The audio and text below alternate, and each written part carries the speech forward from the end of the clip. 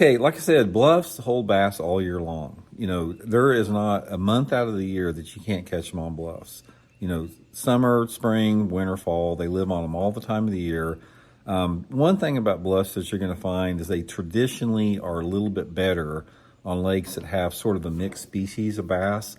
So I have found in my own personal experiences, the more diversity that you have, like in a population of largemouth bass, spotted bass, and smallmouth bass within the same lake, specifically specifically spotted bass and largemouth, the more of an equal mixture you have for those three different species, the better the bluffs are. Now you can catch them on lakes that are straight smallmouth, heavily spotted bass lakes, or straight largemouth lakes, but those are the ones I like to fish.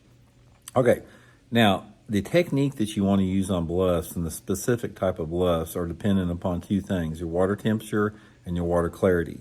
In general, bluffs are going to be a little bit better on cleaner water lakes. I've caught good fish on bluffs on off-colored water lakes, but they're usually not quite as good, and they're usually more largemouth predominant. So let's talk a little bit about off-colored bluffs and sort of average clarity bluffs, and then clear water bluffs.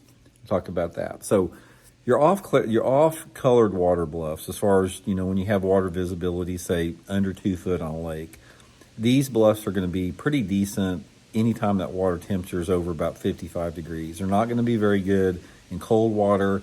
It's going to be a better type of a situation like in the late spring or springtime of the year, and again in the fall time. Couple different techniques that work good.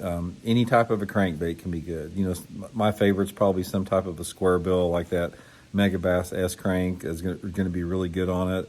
You can pitch and flip a jig to those type of bluffs and catch some fish on it. A chatterbait or slow roll and a spinnerbait can be pretty decent too.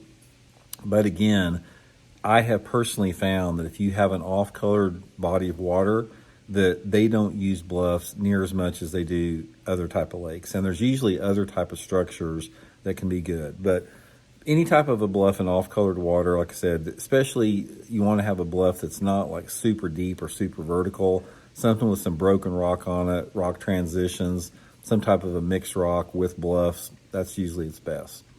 Okay, now the mid-level clarity bluffs, I can classify this sort of like in that 2 to 4 foot of clarity. And this is probably what's the most common in most lakes across the country.